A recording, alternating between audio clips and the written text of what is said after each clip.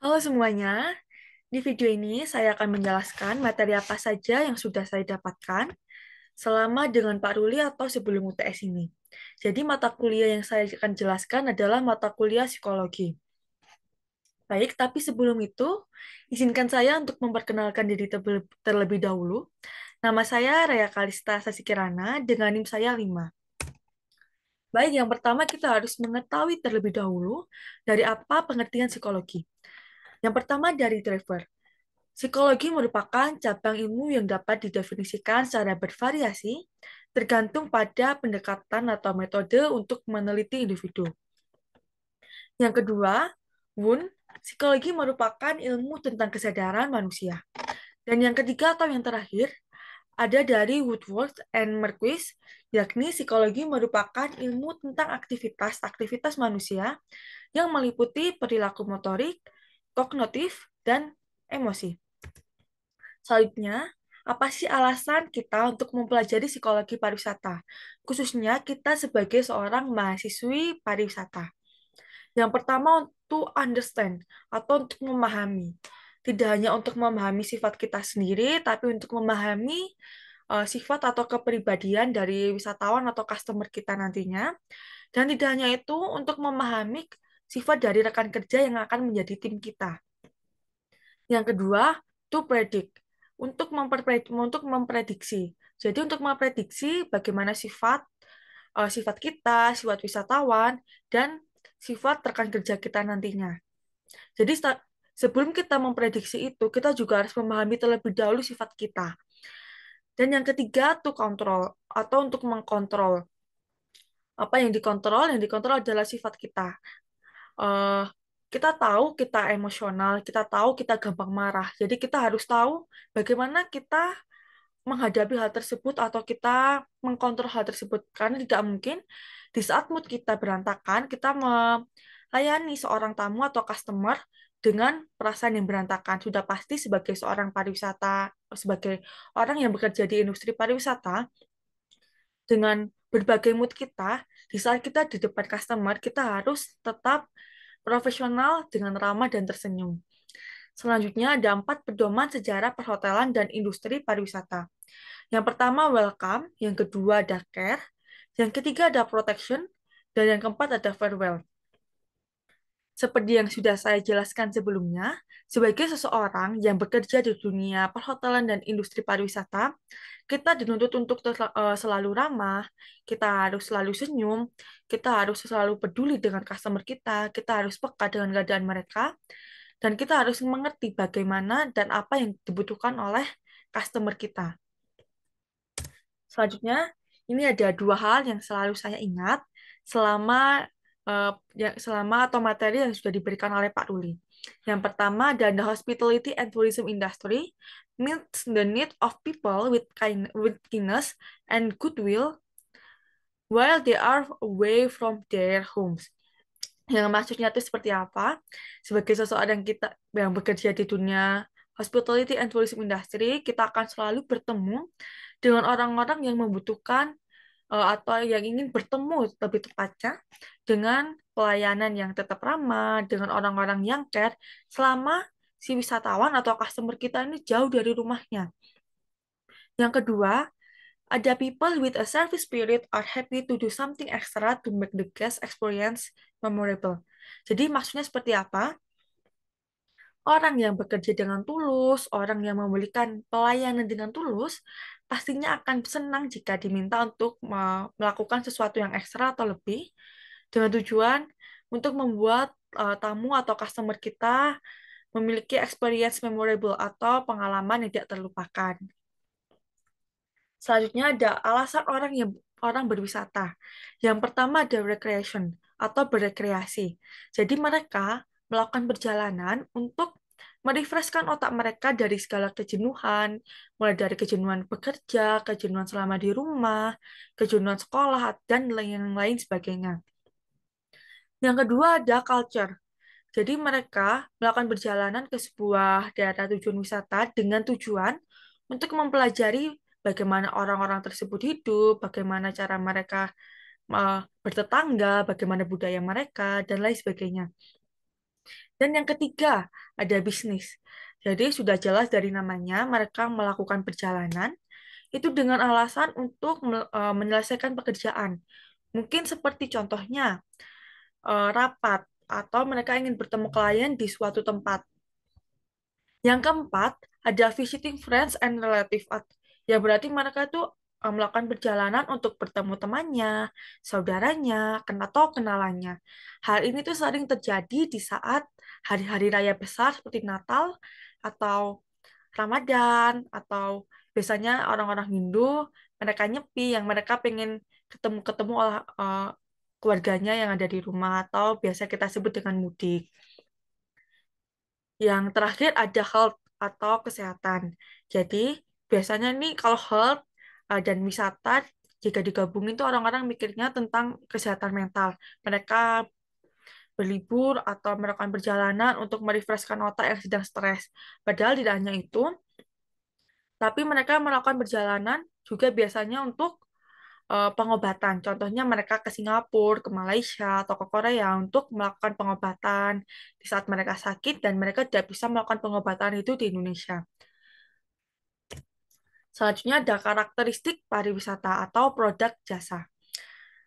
Yang pertama ada intangibility, yang artinya apa? Yang artinya produk kita atau jasa kita itu tidak bisa dilihat atau diraba, hanya bisa dirasakan.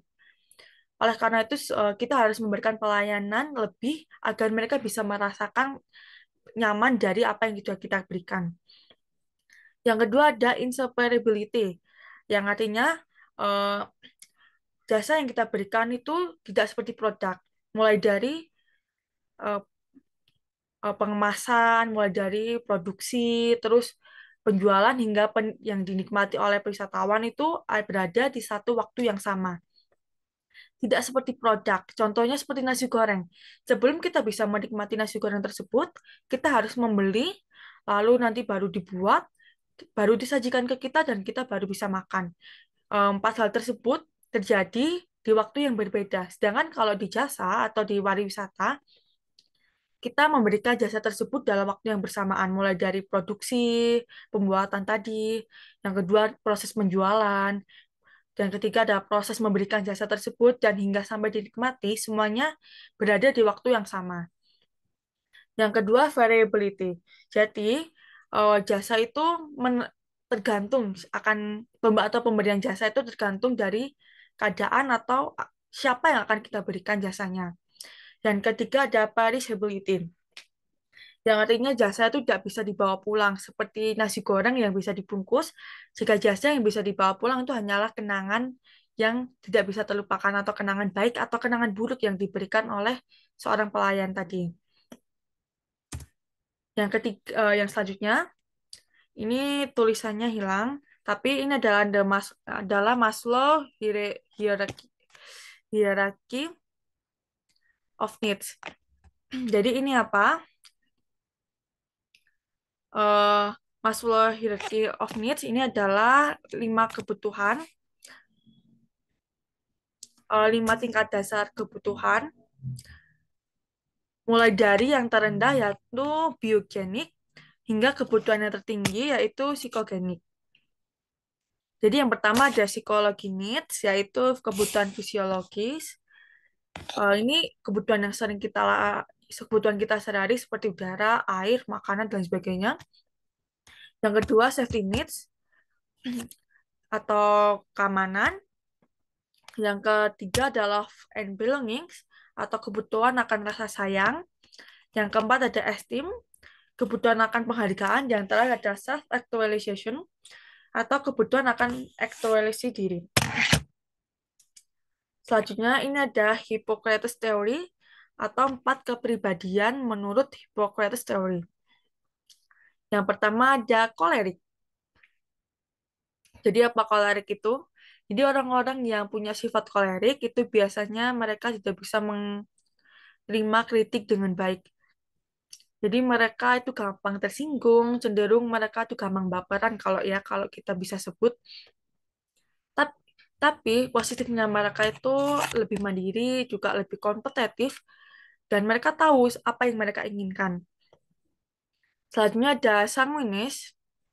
Jadi sifat sanguinis ini tipe kepribadian yang mereka tuh lebih gampang semangat atau identik dengan anak-anak ekstrovert yang mereka lebih suka berbaur atau ketemu dengan banyak orang. Mereka ini juga kreatif salah satunya. Yang ketiga ada melankolis. Melankolis ini eh, terkenal sifatnya tuh cukup emosional. Yang mereka tuh suka gampang marah atau gampang nangis di waktu-waktu yang tiba-tiba begitu. Melankolis sendiri, dia tuh biasanya lebih lamban, pendiam, murung, sayu, dan biasanya lebih gampang sedih dibanding sifat-sifat yang lainnya. Apalagi di saat mereka berada di posisi tertekan atau lagi banyak masalah, mereka biasanya lebih memilih untuk jauh dari khalayak umum. Selanjutnya adalah pragmatik. Pragmatik ini kepribadian yang dibilang introvert, ya introvert banget gitu. Jadi mereka nggak suka menonjol atau terlihat banyak orang.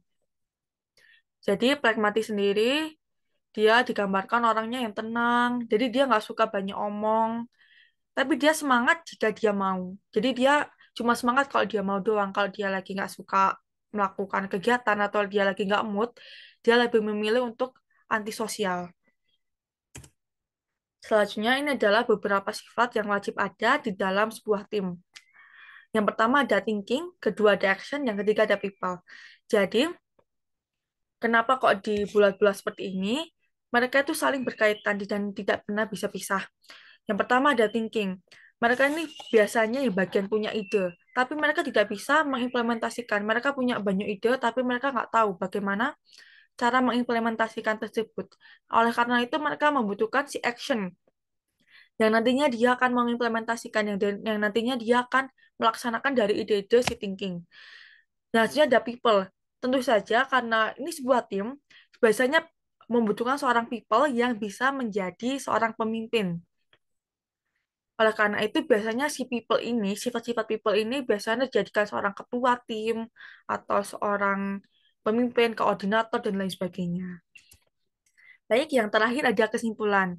Melalui analisis mendalam tentang kepribadian diri kita sendiri, belajar bagaimana menghadapi customer tanpa mengorbankan perasaan kita, dan belajar bagaimana memahami rekan kerja kita, itu sangat bermanfaat untuk kesehatan mental kita dan performa kita sebagai seorang pekerja di dunia pariwisata yang selalu dituntut ramah serta mengutamakan kenyamanan wisatawan. Baik, sekian materi yang sudah bisa saya jelaskan. Kurang lebihnya saya mohon maaf dan bye-bye.